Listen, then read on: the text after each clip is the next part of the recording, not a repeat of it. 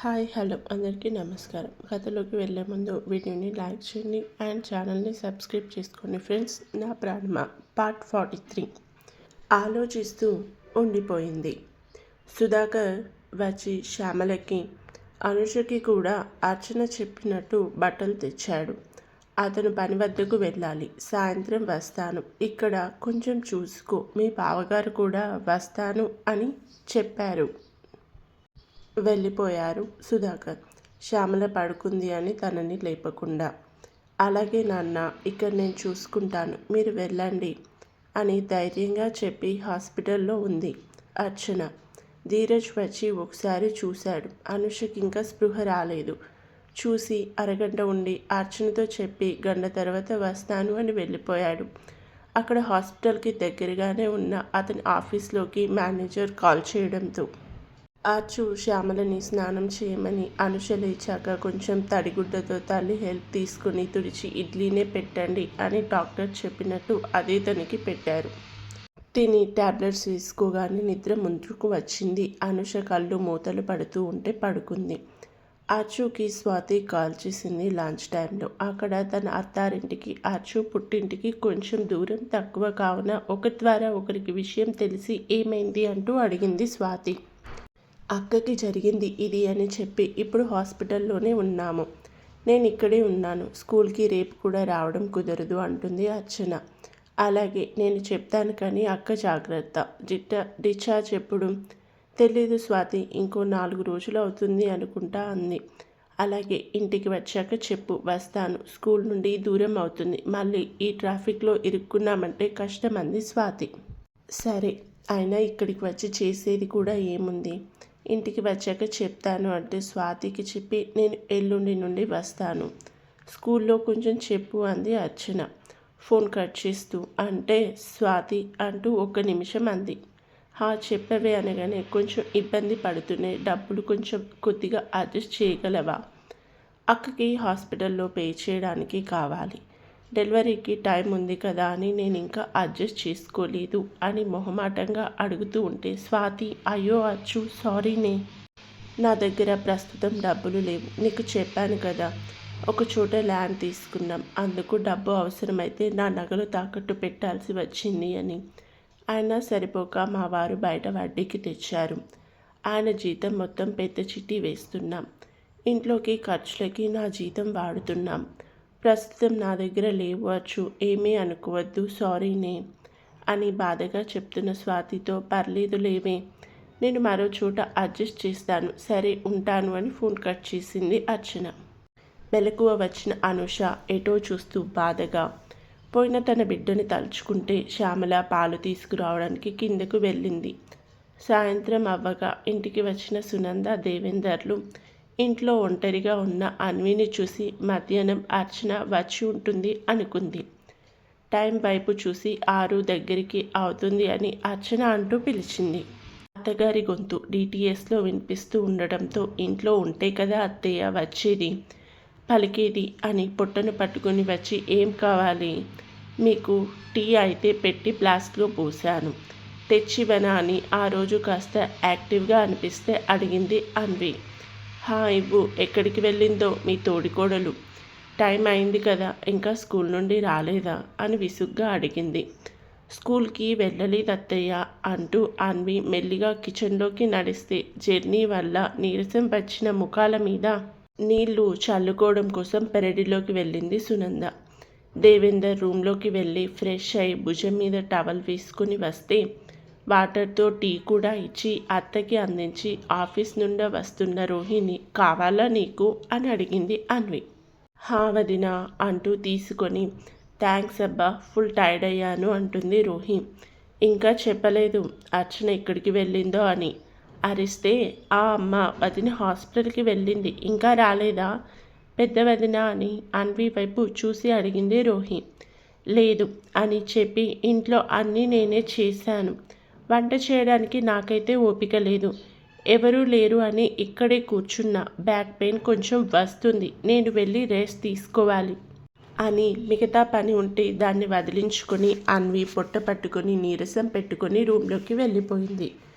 హాస్పిటల్కా ఎందుకు, ఏమైంది అంటూ సునంద, దేవేందర్లు ఇద్దరు ఒకేసారి అడిగారు. వదినకి ఏమీ కాలేదు, వాళ్ళ అక్కకి అంటూ వాళ్ళు చెప్పింది చెప్పి పాపం కదా అమ్మా అంటుంది రోహి. విషయం విని సునంద, దేవేందర్లు కూడా నిజంగా పాపమని జాలి చూపిస్తూ కొంచెం బాధ కూడా పడతారు. వదిన నిన్న నైట్ వెళ్ళి వచ్చారు, మళ్ళీ మార్నింగ్ కూడా వెళ్ళారు, ఇంకా రాలేదు, అక్కడే ఉండి ఉంటారు అని రోహి అంది. ఉదయం వెళ్ళిందా? కొంచెం గట్టిగానే అంది సునంద. అవునమ్మా, క్యారేజ్ తీసుకొని వెళ్ళింది, వస్తుంది అనుకుంటా అనగానే క్యారేజ్ తీసుకువెళ్ళిందని పెద్దగా పట్టించుకోలేదు, కానీ ఉదయం అనగా వెళ్ళింది. ఒక్క మాట తనతో చెప్పాలి కదా అని కోపం తెచ్చుకుంది సునంద. ఆరుకి ఫోన్ చేసింది. అమ్మ వచ్చారా? వచ్చాం, కానీ నీ భార్య ఎప్పుడు వస్తుందో, ఎక్కడికి వెళ్తుందో కూడా నాతో చెప్పే పని లేదా అని వాదనగా దిగితే అతను ఉంది ఆఫీస్ అని. అమ్మ నేను వచ్చాక మాట్లాడతాను, తాను నాతో పాటే వస్తుంది, నేను తీసుకువస్తాను అంటాడు. ఇంటికి వచ్చాక అడగాలి అనుకుని చిరుబుర్రులాడింది. భార్య చిరుబుర్రులాట చూసి సునంద దవాఖానాలో ఉంది తన అక్క అని వెళ్ళింది. ఎందుకు కోపం, పంతం ఎందుకు అనడం అనవసరం అన్నారు. వెళ్ళింది అని నాకు కోపం ద్వేషం లేదండి, నిన్న చెప్పలేదు సరే, ఈ రోజులో ఏదో ఒక టైంలో చెప్పాలి కదా. ఇంట్లో పెద్దవాళ్ళంటే లెక్కలేదా? నాతో చెప్తే నేను వద్దు అంటానా? వెళ్ళకుండా అడ్డం ఉంటానా? చెప్పాలి కదా. పెళ్ళి ఎలాగో చెప్పకుండా చేసుకున్నారు. ఇలా వెళ్ళినప్పుడు ఏదైనా జరిగినప్పుడు ఇంట్లో పెద్దవాళ్ళం ఉన్నాం మనం అని ఒక మాట అయితే చెప్పాలి కదా. ఆ మాత్రం మర్యాద ఇవ్వదా తను? ఊరుకున్నాను అని నెత్తి మీద ఎక్కింది. నా చెల్లి కూతురు పెళ్ళికి పుట్టింట్లో వాళ్ళు ఏం పెట్టలేదు, కనీసం మంగళసూత్రాలకి బంగారు తాడు కూడా లేదు అని బోసిమెడతో రావద్దు అంటూ నెక్లెస్ ఇస్తే నాకు క్లాస్ తీసుకుంది కదా. ఇప్పుడు ఏమైంది? సునంద హాస్పిటల్లో వాళ్ళ సిచ్యువేషన్ ఎలా ఉందో ఏంటో. వెళ్ళింది పేరంటంకి కాదు కదా, అక్కడ వాళ్ళు ఉన్న బాధలు చెప్పడం మర్చిపోయి ఉంటుంది. ఊరుకో, చిన్న విషయం ఇది అంటారు. ఇప్పుడు పెద్దరికం చూపే సందర్భం కాదు అని. మీరే ఊరుకోండి, చిన్న విషయం అని వదిలేస్తే ఇంకా పెద్ద విషయాలు అవుతాయి. కలుపు మొక్కని మొలక దశలోనే పీకివేయాలి, కానీ ఏపుగా ఎదిగిన తర్వాత పీకడం తెలివి తక్కువ అవుతుంది. ఇంటికి రాగానే హెచ్చరించాలి అంది సునంద. అతను చెప్పినా ఆమె వినదు అని. సరే నీ ఇష్టం, నేను చెప్పాల్సింది చెప్పాను, కానీ కొంచెం త్వరగా వంట చెయ్యి, తిని పడుకుంటా. పెళ్లి పనులు అంటూ రెస్ట్లెస్ అయ్యాను నేను అంటారు దేవేందర్. చేస్తాను, చెయ్యక చేస్తానా? ఇద్దరు కోడళ్ళు ఉన్నారు, ఏం లాభం? ఒకరు కడుపుతో ఉంటే ఇంకొకరు బయటకు వెళ్ళారు, సందర్భం ఏదైనా చెప్పకుండా. కడుపుతో ఉన్నదాన్ని పిలిచి పని చెప్పను లేను, వెళ్ళిన దాన్ని ఫోన్ చేసి రప్పించే విలువ నాకు లేదు. ఊరు నుండి వచ్చాను, కాస్త రెస్ట్ తీసుకుంటా అనుకున్నా. ఏది, ఎక్కడ, ఎంతమంది ఉన్నా ఈ వంటగోల నాకే అని చిరాకు పడుతూ కిచెన్లోకి పోతే అమ్మ నేను చేస్తా హెల్ప్ అని రోహి వస్తుంది. వదినలు లేరు, అమ్మకి పెళ్ళికి వెళ్ళింది కదా, అక్కడ అన్ని పనులు చూసుకుంది అని రోహి ఒక చెయ్యి వేస్తే మధ్యాహ్నం పడుకుందామని అనుకున్న అన్వికి అత్తవారి షాప్ నిద్ర లేకుండా చేయడంతో ఇప్పుడు బెడ్ మీద అలా చేరిందో లేదో నిద్ర పట్టేసింది. ఆఫీస్ నుండి వస్తూ వస్తూ అర్చన వద్దకి వెళ్ళాడు ఆరు. ధీరజ్ కూడా అక్కడే ఉన్నాడు. నైట్ అతను ఉంటాను అని చెప్పడంతో సుధాకర్ని వెళ్ళిపోమ్మని అంది శ్యామల. అల్లుడు నేను అనుషని చూసుకుంటాం, మీరు ఉదయం రండి అని చెప్పగానే అర్చు క్యారేజ్ బాక్స్ తీసుకొని రండి నాన్న అని బయటికి వచ్చింది. ఎంట్రన్స్లోనే ఆరుని చూసి రండి నాన్న అని వెళ్తే కోపంగా ఉన్న ఆరు సుధాకర్ ముందు అర్జున్ అడగలేక వెళ్దామని అంటే సరే అని సుధాకర్ని దింపాలి అని అర్చు చెప్తే సరే అంటాడు. ఎలా ఉంది మీ అక్కకి ఇప్పుడు అని అనునయంగా అడిగాడు ఆరు. ఆరోగ్యమైతే పర్లేదు, కానీ అక్క మనసు కోలుకోవడం ఆలస్యం అవుతుంది. బిడ్డని తలుచుకుంటూ ప్రతిక్షణం బాధపడుతూ ఉంది అని చెప్తూ తను కన్నీరు పెట్టుకుంది అర్చు. మాటలు ఆపేసి ముందు సుధాకర్ను ఇంటి ముందు దింపి అర్చుతో ఇంటి వైపు వెళ్తూ అమ్మకి ఫోన్ చేసి చెప్పమని అన్నాను, చెప్పావా అని కోపంగా అడుగుతాడు ఆరు. గుర్తులేదు ఆరు, అక్కడ అమ్మని అక్కని చూస్తూ నాకు వారిని ఓదార్చడం తప్ప ఇంకా ఏమీ గుర్తులేదు అత్తయ్యకు ఇంటికి వెళ్ళాక చెప్తాను. ఆమె ఇంకా పెళ్లి నుండి రాలేదు కదా. రేపు అంటున్న అచ్చుతో బిగ్గరగా అమ్మ ఈరోజు ఇంటికి వచ్చింది. రాగానే నాకు ఫోన్ చేసి వాదించింది. నువ్వు తనకి గౌరవం ఇవ్వడం లేదు అని అరిచింది. ముందే చెప్పాను నీకు వెళ్ళడం అమ్మకి కోపం తెప్పించొద్దు. ఆమెతో చెప్పాలి అని. ఎందుకు? ఒక నిమిషం ఫోన్ చేస్తే సరిపోయేది. ఇప్పుడు ఇంటికి వెళ్ళాక ఏమంటుందో అని కోపంగా అన్నాడు ఆరు. తన వాళ్ళు పుట్టెడు బాధలో ఉంటే చెప్పడం మరిచాను. ఆయన ఏడుస్తున్న వారిని చూస్తూ మనకి బాధగా ఉంటుంది కానీ అత్తకి చెప్పలేదు. మామ అంగీకారం లేదు అని గుర్తురావు ఆరు. కొంచెం నా స్థానంలో ఉండి ఆలోచించు. ప్రతిసారి అన్నిటికీ నేనే సర్దుకోవడం కాదు. ఇలాంటి సందర్భాలు అయినా నన్ను అర్థం చేసుకోవాలి కదా అత్తయ్య, బాధగా అడిగింది అచ్చు. ఆరుకు కూడా నిజమే అనిపించింది తన బాధ. తను వచ్చినప్పటి నుండి అమ్మ ఏదో ఒక సాకుతో అంటూనే ఉంది. అయినా పల్లెత్తి అచ్చు అన్నది లేదు. నేను తనని పెళ్లి చేసుకున్నా అని మాకు తెలియకుండా అమ్మ అడిగిన కట్నం విషయం అత్తయ్య మామయ్య వాళ్ళు చెప్పింది లేదు. ఇంట్లో పని మొత్తం చేస్తుంది అచ్చునే. ఇంట్లో ఇదివరకు ఉన్న పనావిడని తీయించి మరి అమ్మ అచ్చును టార్చర్ చేయడం అతను గమనించాడు. అమ్మని అనలేక ఆమె మనస్తత్వం అర్థం చేసుకుంటున్న అచ్చును చూసి గర్వంగా ఫీల్ అయిన సందర్భాలు కూడా ఉన్నాయి.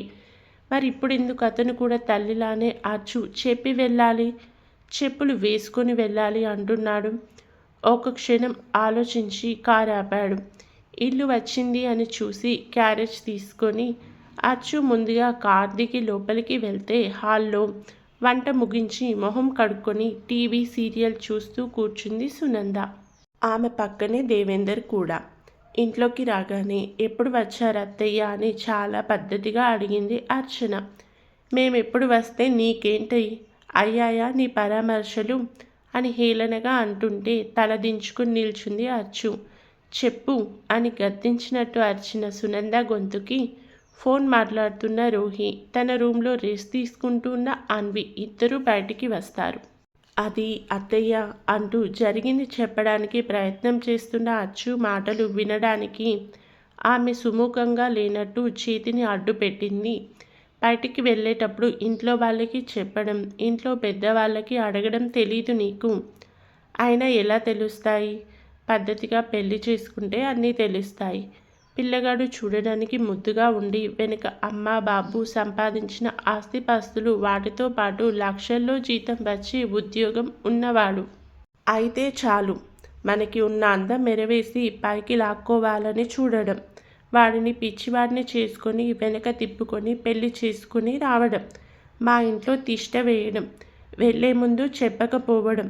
సునంద మాటలు బాధను కలిగించడమే కాకుండా కోపాన్ని రప్పిస్తూ గుండెల్లో గుచ్చుతూ ఉంటే అత్తయ్య అంది గాద్గాద స్వరంతో అర్చన. మేము వెళ్ళేటప్పుడు ఇంట్లో ఉన్న రోహికి ఇంకా మీ పెద్దబ్బాయికి చెప్పాను. మీరింట్లో లేనప్పుడు నేనెలా చెప్పేది అంటూ నేరుగానే అంది అర్చన. కథ పట్ల మీ అభిప్రాయం చిన్న కామెంట్లో తప్పకుండా చెప్పండి ఫ్రెండ్స్.